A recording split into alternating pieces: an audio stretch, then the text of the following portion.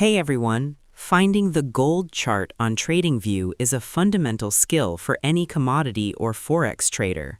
Having the correct data source is more important than ever to ensure your analysis is precise. Step 1.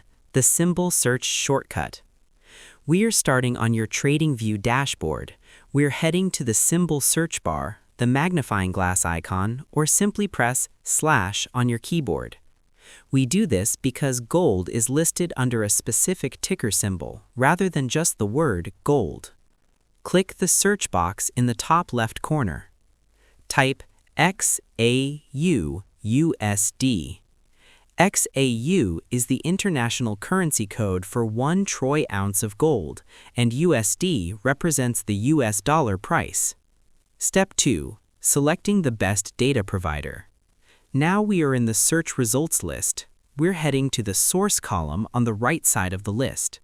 We do this to ensure your chart uses the same data feed as your broker for perfect accuracy. These are retail brokers. They aggregate prices from various banks or liquidity providers.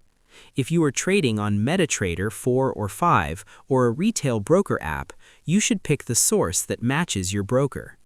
If your broker isn't listed, Oanda is generally considered the industry standard for clean historical data.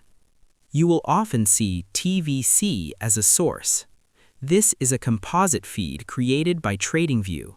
It averages out the prices from several major banks to give you a smoothed price.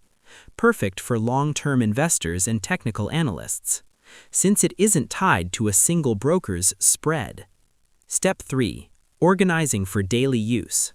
We're heading to the watch list panel on the far right of the screen. We do this to save the chart so you never have to search for it again. Right-click on the gold chart or click the plus icon in your watch list.